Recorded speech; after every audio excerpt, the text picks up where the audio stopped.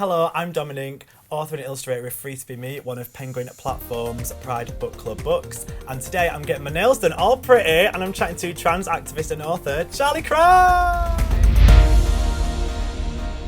Okay, so Charlie, you're an amazing babe, trans queen, voice of the community. What started your journey on being an activist? Do you know what? I just got tired of being treated like crap. I just was... when I transitioned, my life just became a fight, metaphorically and literally. Everything became so much harder, and I kind of knew it would, but it still wasn't easy to deal with. And I was like being attacked constantly, like verbally, physically, sexually, sometimes all at once. Actually, one incident that really stands out in my mind is when it did all happen at once, and I was at a packed bus stop and no one intervenes. And I don't expect people to fight my fights for me, but there was about 30 people at this bus stop, and the thing that hurt most was that nobody after it happened even asked me was I okay. That's awful. I know, it's disgusting. In London, it was 2000 and maybe 15 or something. It was the day of my name change. Yeah. And I'm London born and bred, so and this has just always been my reality of being a queer person. I was gay pre-transition, and it's always been kind of similar. And so I was just like, do you know what? We need allies, because I had no allies that night at that bus stop. And I was like, I just want to do something to help build allies, do my bit for the community. And I was like, what can I do? And I think traditional activism wasn't really for me. I'm not really one to be standing outside in the cold with a... Stop it, no! Yeah, I'd much rather be sitting at a nail salon, having a chat with someone, because I recognise in myself, well, I'm fabulous and I'm good at talking to people. So I can do something. I think you can make your activism reflective of the sort of person you are, what you're into, or what skills you have. So I was like, I'm going to use nails as a way of opening conversations. So the nails are just a catalyst for that conversation. They're just a way of engaging people. Very hands-on approach. Very... nailing it, Dom. Yeah. But yeah, so I basically travel around the UK with a pop-up nail salon and offer the public free manicures for the chance to sit down and have a chat with a trans person. You've done some big names, Richard Branson. Oh, just a few, yeah. My mate Rich, yeah. Yeah, so it's cute, yeah. I've been doing it for 5 years now. So. I think it's incredible what you do, because I think the way where you get to connect with someone and sit there and do the nails and have a full-on conversation about them, I just think it's unique and something that isn't out there, but it also educates someone at the same time. That's why I did it, because you know what? You're essentially holding hands with a trans person. That's why I did it, because I felt like we're talked about in the media so it's very unhuman and very alien. So that's why I was like, I just want to make it more human for people and help people to understand by being just having a chat about X Factor while I'm doing their nails or something. Exactly. Do you know what I mean? It's just supposed to be just a way of humanising it. That you're a person as well, because I think the media has a narrative that is very... Yeah, it's very othering. Terrifying. Yeah, and it's sort of almost makes the trans community out, or non-binary some sort of aliens or something. Yeah, literally, yeah. And we've been around forever. Yeah, exactly. It infuriates me that anyway, but I love the idea of this. I think it's fantastic. Thank you, babes. Well, do you want to get your nails done? I'm excited for you to do your nails. What do you want to go for? The I purple, want glitter, the glitter? Charlie. Okay, I want glitter. We're going to go for the glitter. It's going to be a nightmare to get off. Yeah! But Do you do this hand? I've got really sausagey fingers. I love sausages. Thank you. Corn, so we're going to ask you a few questions while I do my nails. I love questions. I apologise for the condition of my nails. I'm an artist. Yeah, they're horrible. Do you know, Richard really Branson's was so bad. Let's cut that out. Bad. But you can put that in. Hi, Rich. Wait for those virgin hair miles. I love the message of your movement, Nail It Official. Thank you, babe. It's almost like a movement and a brand, though, isn't it, as well? It's a lot, because it's basically talk about the lobster emoji. Yeah. Can you tell anyone who doesn't know what Nail It Official is or how it works? Yeah. More about that. Of course. So like I said, my nail transphobia campaign has always been about just conversation. The nail just a catalyst for that conversation. And then from that, I wanted to how can I spread this conversation further? Because people can only get engaged in the conversation if they're coming to one of my pop-ups. And obviously there's only one of me. You do a lot of them. You work your ass off. You do it's my full-time job, but I still can't go everywhere in the world and meet everyone. So I was like, I wanted to start a nail brand where people, basically they're thematic kind of nail decals, nail stickers. And they're all themed around different trans issues. So there's a pride set and there's a trans icon set. And basically, they just raise awareness and also funds around that issue. And then they go back into nail transphobia. So because obviously I don't get any funding. This is just my full-time job, so I do that. And then I started one. The one I launched with was the lobster one. I love that. That's the one I got. Yeah. And I actually think as well, when it comes to activism, especially for millennials or the younger demographic, I think the lowest form of activism or anything they can do is like posting on Instagram. Exactly, or, like, yeah, it's so easy. And really it can have effect. Yeah, exactly, it has a massive effect. And I think what's beautiful with you is that you actually encourage the nail transphobia selfies where you take a selfie with the middle finger I saw up. your one. I did one. Thank you, babe. Anytime. You're my most famous one. Not so, sure, but yeah. I love some middle finger. I was loving it. But I think it also galvanises a community and empowers people to do something through social media. I know, I learned that word but like it's a true. month ago. But it's like there's honestly so much power to social media. It gets looked at like it's frivolous and like not real, but it's like, no, we live in a social media world. Like everyone is constantly checking their phones. Everyone's like constantly on their phone. It's really, it was sort of quite like elitist and a bit like bougie to be like thinking that sort of activism doesn't mean anything. And I don't consider myself an online activist because I do physical events, but like it's really silly to think that there's not an effect from posting. Oh, totally, there is, especially because people really connect with people. I mean, we've only just met today, but I've been obsessed with you for ages. I've been obsessed with you. I've been fangirling over you, CC. I've been fangirling over you. So what is it like being, and this question, especially during Pride Month, I'm sure there's a variety of answers. What is it like being a trans woman in London in 2019? That's quite a hard question because there's like... I don't think there's like a full answer for it because I feel like there's a lot. There's harder places to be a trans woman, but it's hard. It's hard to be a trans person anywhere. Like London is considered one of like probably the best places to be a trans person because it's obviously a very cosmopolitan city. It's very multicultural. So like there's all types of people. And I always hear this line of like, you can be anyone you want in London. You can be who you want. You can dress how you want. You can't. Like you can, but I think to an extent. Yeah, like it's really not. Like just even like. It's not even just about trans stuff, it's like just being LGBT or being anything slightly different. Like, it's scary, like you saw the attack recently, the lesbians on the bus. Like, and that's in Pride season in 2019 in London. Pride Month, in Camden. And done by young people because it also gets painted as like, oh, the next generation are so progressive. They're not. Yeah, like, they're more progressive than the last, but it was boys of 15 to 18 who attacked those girls, and that's the boys who normally give me crap as well. So I think it's not as like easy as people would think it is. It's hard. Like I said, I was getting attacked constantly, like, and verbally, physically, sexually. So yeah, I don't want to like kind of wash it over as like, oh, it's like amazing, you can be who you want, but like you can. I feel very lucky that I was just come back from holiday, and then I came back to London. I was like, oh, it's so nice to be in a city where there's so many different types of people, and you just, no one looks, well, people do look at you sometimes, but like you can kind of just like blend in because everyone's different, so you don't sit, like I was sticking out like a sore thumb. Like everyone was tanned and I'm very pale. I bet they loved like, you in Canton. So I went out to Spain on like Tipex on the beach. I was so white. I was like, I'll find to get any tan. Yeah, it's a look, but yeah, no, I wouldn't want to live anywhere else. No. So having like, I think there's a lot of improvement that needs to be done in London, but it could be worse. But for that like younger generation that we spoke about, where you know some of them are still sort of being conditioned, or because I always believe behaviour breeds behaviour. Of course. So like some of them will treat people a certain way, or they'll read an article, or maybe parents could say something, or they might, like, you know, that kind of upbringing or anything like that. For you, what do you think like that young people could do more? Say they want to get involved and maybe they don't use Instagram that much. Like, what could they do? Could they come to Trans Pride? Could they come to one of your pop-ups, go to a talk?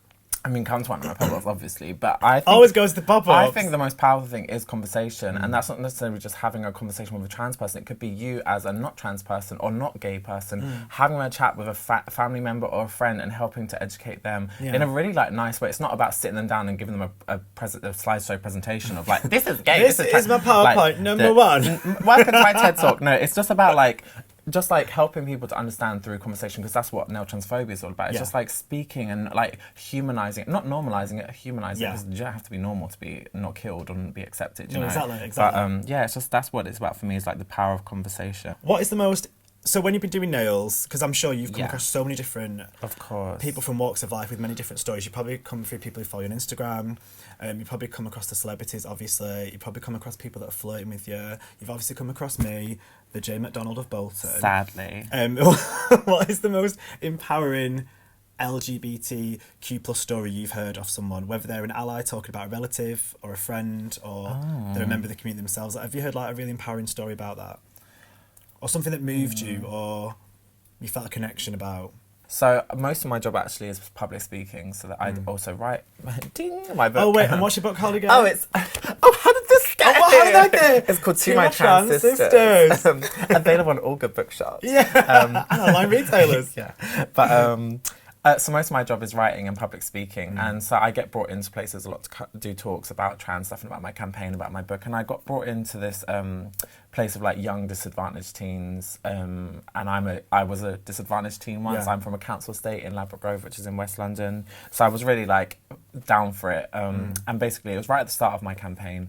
And I went to talk to these young girls on this estate, and when I came in, they were all slapped from their chairs, all on their phones, like not caring. And I was also like, oh my was God, that Dangerous Minds? I was like, I'm gonna need like security to get out of here. I was like, these girls are not featuring me, honey, because they'd never seen a trans person before, and they were like, most people haven't. But also, was that quite scary for yes! you? Yeah. Because like obviously like I've always been bullied. Well, not obviously, but I have always been bullied. Like I started getting called a girl in a bad way when I was like 7, and that was on my estate, and that was from the girls and the boys and stuff. And it's funny now because those same people will be the same people calling me a man. It's like, well, I am a girl now, and it's like, but now they're like, oh, you're a man. And so you can't make them happy. But the point is that so I came in, I was a bit scared. I was like, oh God, like these girls like really they're not featuring me.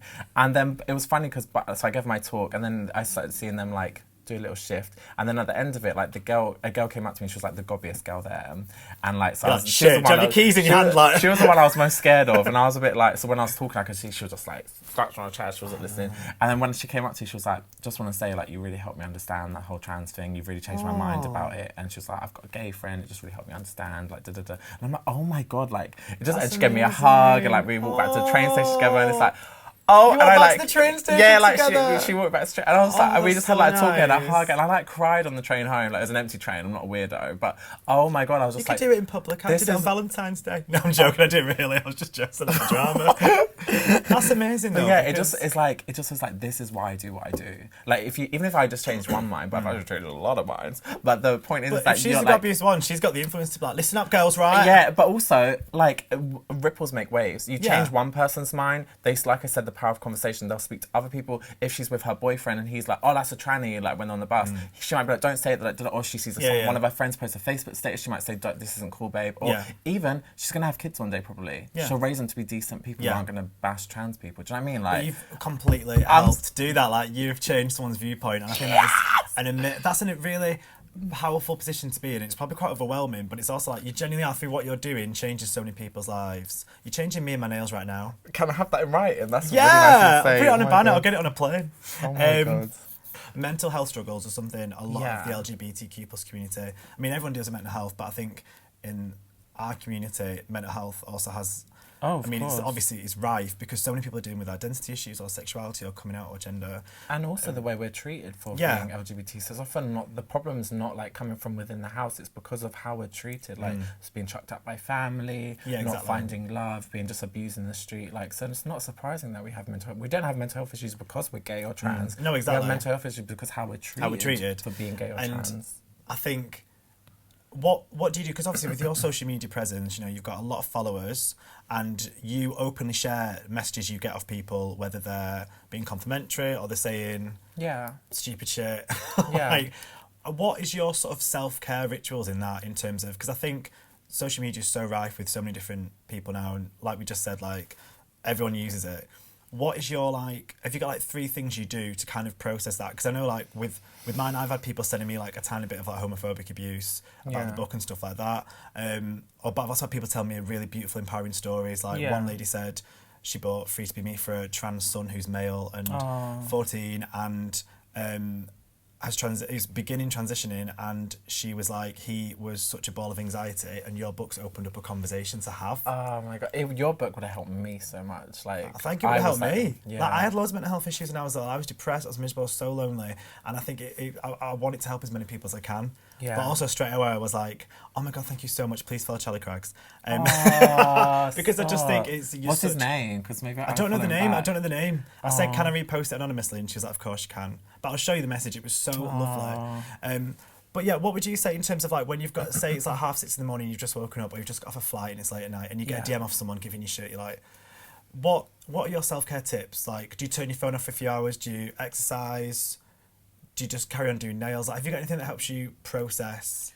I just delete. Like, I'm sorry, I'm not going to engage. Like, I don't, like, people who are coming to you, whether that's in real life or in your DMs, to say something rude to you are looking for an argument. And it's like I'm feisty and I'm feisty, and I'm someone who does agree and like arguing back, but not with someone who is looking for an argument. It's like what mums say, but it's like you're giving them what they want. And when my mum would say that, I'm like, because I want to stand up for myself. But with someone like that, I don't, because I'm like, that's literally what they want. They want that. And I used to do it, and I remember when I was on this like this series thing for Huffington Post, so a video went out every day, and every day the comments under my episodes would be so like, no one else would get bad comments, but every day that I'd get really rude comments, and I'd like argue with and in the comment section with the people for ages, because I'd be like, why are you being so rude? And like I'd argue, and then I would like, so the argument would finish, and I'm sure they'd go off and probably watch Coronation Street, have their dinner and go to bed and not think about it twice. And I would be like, my day would be ruined, and I'd be not able to sleep, and I'd be so angry because I've got all this like passion and emotion like, and adrenaline, because I'm talking about my life. And something that affects me, and do you know what I mean? And they've gone away and not thought about it twice, but they've kicked off this massive argument. Kick off. So don't give them the argument. Like it's not like if someone's rude to you in the street, or if someone touches you, that's a bit different. But like just online, don't engage with it, because they've come to you looking for an argument, and if you give it to them, they're getting what they want. Just delete them, block them. Like don't give them. They'll be so much more angry if you don't give them it. Exactly. I think it's a much better approach, because I had someone sort of trolling me the other week in like, what do you call it? It's the general inbox now, isn't it, on Instagram? Yeah. Or like the request bit, and they were like sort of like faggot, gay, all that stuff. So I just ignored it, and then I got another message. I'd not clicked delete or ignore. I just didn't read it, left it. Then they sent another one going, you know, what your book's doing is disgusting, and it's very anti this, and it's what you're doing is disgusting. You're sending someone hate. But I ignored that as well, and then a day later, but you know what? I actually think you are a really nice person, and I'm sorry. And I ignored that as well, and then they messaged me the C word, and I was like, calm down, Carol. Oh my God, yeah. No one needs that on a Wednesday. Maybe Friday too. I'm in the kebab shop, I get it, but on a Wednesday, I get that as well. Like it's just weird. So I just deleted it all anyway. But I was like, what the hell? Like just the process of thinking of this person, and they're probably at work somewhere sending these messages to someone. Well, if they are, find out where they work and send it to their boss and see what their boss has to say. That's what I say. Like, I'm awful. I'm like, name and shame. I am. I did an event recently at a nail transphobia event at business. I'm not going to say the name of the business. And I did a talk before my pop-up, and they were asking question and answer, and then like someone in the audience, actually a straight guy, was like, well, actually we're really good with LGBTs here. Like here we're like a media agency, so like you don't have to worry about this sort of thing. And I was just like, don't get complacent just because it's a media agency in London. Like, don't think that there's still not homophobia. It's like saying like, well, because we have a Barack Obama as president, there's no racism, or because we have Theresa May as prime minister, there's no sexism. It's like just because you have loads of like, and then I was right, because during my session, so these guys were checking me out as they would. Yeah, they were. And one of the guys who had been heard about my talk was like, that's a man. Like, don't talk to her, and like told the other guys not to come to because I'm a man. And it's like, so I was right, like it just shows you. And anyway, but my point, the reason I'm saying this, sorry, is because then I got in touch with HR. Yeah, you did. I was like, I'm not taking this. So I took his picture slyly. Did you? And I was like, I'm not going to argue with you. I'm just going to go to HR, because like if you argue as a gay person or a trans person, there's so much hate, and you cannot argue with every single person who's going to throw hate your way. It will drain you. It will literally make you ill, because you'll be like just constantly arguing. Like if I argued with every person who stared at me on the tube, I would literally be in fights all day, every day. Never get anywhere. What you do is take it and tell the person above and tell them off, or like go to TFL police, or like I don't know, you can log, go to the HR, like, or go to your, if you're in school, go to your head teacher. Because also that just isn't a way to. Well, it's not a way to treat anyone that though. Just going around using derogatory terms like that. No, but it's actually illegal, like in the place of work, to be like do you know what I mean? Also, like the fact that you were basically told this is a safe place. Yeah, like, and I was and booked. speak for us. For Trans Awareness Day, whatever it was. And like, this is a safe place, but then you've got member staff doing that. You don't want that. Yeah. So my final question is, my book, Free to Be Me, an LGBTQ plus journal of self-love, pride, and finding your inner rainbow. For me, Free to Be Me, the title, I really wanted a self-affirmation for the book. So I wanted it to be something a reader could look at and go, I'm free to be me. That's what I wanted. What would you say in your life is your like motto or self-affirmation you say to yourself that you always go back to, like no matter what happens, you'll say it? I always say, because I have a lot of hard days, I have struggles with mental health, and also just being a trans woman is hard. And you're very open about it, which is a massive step to do as well. I think that's very powerful that you're doing that as well, by the way. It's okay. But the thing I always say to myself when I'm having a hard day is that, you might feel like, especially with a transition, like you just feel like you're so far, like I feel like I've been transitioning for years and I feel so far off where I want to be. And I always say, like, you might feel a million miles away from where you want to be, but think of the million miles you've walked to get where you are now. Like, you've come so far, and this is the same for any, like, gay person or lesbian person or bi person or queer person or whatever. Like, you might feel like you're not happy, or like you're not at where you want to be yet, or you're like you're just not there yet. But think how far you've walked, like whether you've been bullied in school, whether you've like gone through a transition, whether you come out, like think how far you've come. Like, don't give yourself some credit and like love yourself. Like, think of so that's why I was gonna keep going. And we've both come really far. We have. We're a long way from Bolton, aren't we, babes? Yeah. We're at Penguin. Yes. Thank you so much for today. So lovely to see you. I told you, but let's do this. Ooh. Thanks for watching, everybody. And if you want to, click the link in the description. You can find out more about Free to Be Me and the Penguin Pride Book Club. And also, you can subscribe to get some more Bookie Fun videos.